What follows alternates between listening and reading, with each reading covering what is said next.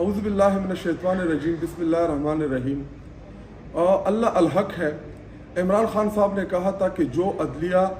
खुद कैद में हो वो अदलिया मुझे क्या इंसाफ देगी और वो मुझे क्या तहफ़्फ़ुज़ देगी। आज चीफ जजेस ने जो सुप्रीम कौंसिल को लेटर लिखा है और उसका मतन ये है और उसमें उन्होंने कहा है कि हमें आज़ादाना तौर पे काम नहीं करने दिया जा रहा, और तहरीक इंसाफ का मौक़िफ़ यही रहा है, इमरान खान का यही मौक़िफ़ रहा है कि हमारी अदलिया जो है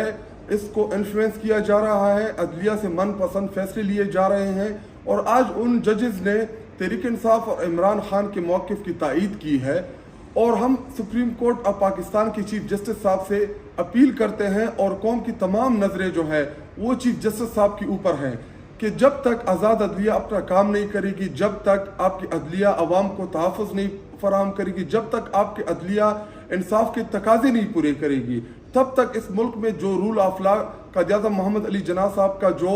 विजन था या जो उनका ख्वाब था उसके मुताबिक इंसाफ फराहम नहीं कर सकती। और तहरीक इंसाफ शुरू दिन से चीख रही थी। आज़म स्वाति साहब की प्रेस कॉन्फ्रेंस आप उठा के देख ले कि आज़म स्वाति साहब रो रहे थे और अपने लिए इंसाफ का तकाजा कर रहे थे अपने अदलिया से। अरशद शरीफ की माँ जो थी वो रो रही थी अपने बेटे की शहादत के लिए कि मुझे इंसाफ फराहम किया जाए। और अब तमाम की तमाम जिम्मेदारी जो है वो सुप्रीम कोर्ट ऑफ पाकिस्तान के ऊपर आती है कि वो इन जजेस ने जो तहफ़्फ़ुज़ात और जो खदशात का इजहार किया है इसके ऊपर सोमोटो एक्शन लें और इन जजेस को तहफ़्फ़ुज़ दिया जाए। जिन जजेस की घरों के ऊपर ग्रेनेड फेंके गए, जिन जजेस की वीडियोस बनाई गई है, जिन जजेस के ऊपर नाजायज़ किस्म का दबाव डाला गया है और अदलिया को यरगमाल करने की जो कोशिश है, अभी